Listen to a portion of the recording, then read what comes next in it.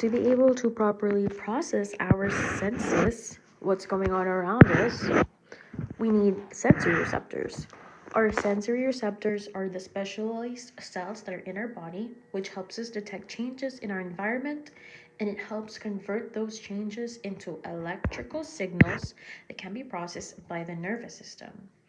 So it's these cells throughout our body that's both outside, both inside, and they're what helps our organs, such as our eyes, ears, nose, and mouth, oh, also our skin, to convert these these signals that we're getting into electrical signals. So the physical stimuli that you're getting will be converted to electrical signals for your brain to understand what is actually that you're seeing, what are you hearing, what are you tasting, what are you smelling, what are you touching, so on and so forth.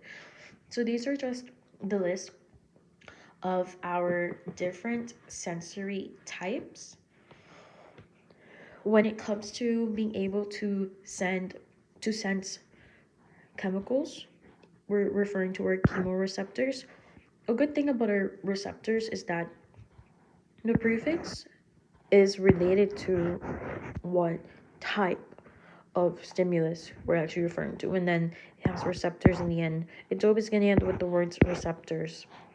Chemo for chemical, thermal for temperature, mechanical, pressure, photo, light. So you see how there's a term that, as long as you know the prefix, it will be easier for you to memorize these receptors. We have here the receptors locations: exteroreceptors, external.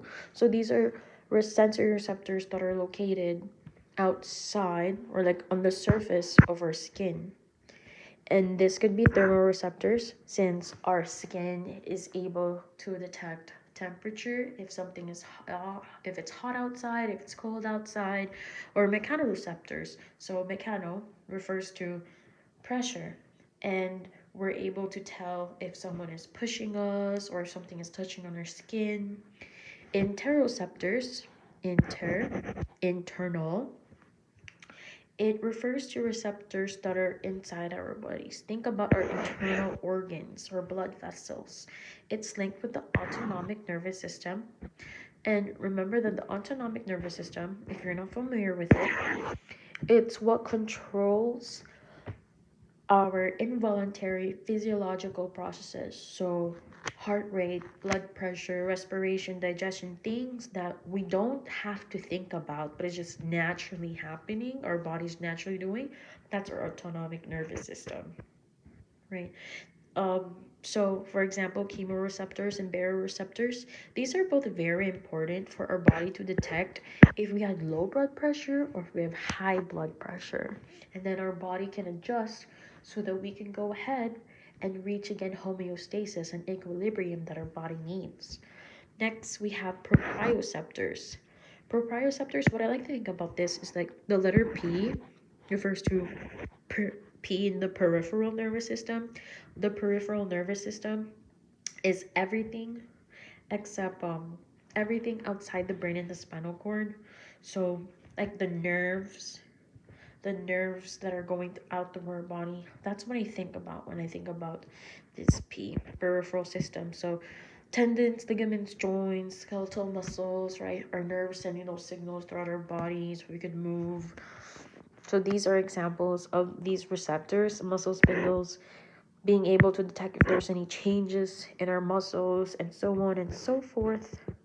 And we have sensory pathways, and it's just the pathway from a nerve impulse from a sensory organ, so let's say our eyes, and how it goes to our brain or spinal cord. It specifically refers to the chain of neurons from receptor organ, so that would be our eye. It's the part that's receiving the stimulus, and then how it goes through the cerebral cortex. Our cerebral cortex is the part in our brain that is responsible for how we are perceiving our sensations. So think about the cerebral cortex as the place that does this analysis of what we're experiencing, what we're touching, what we're hearing, what we're smelling, what we're tasting, what we're seeing.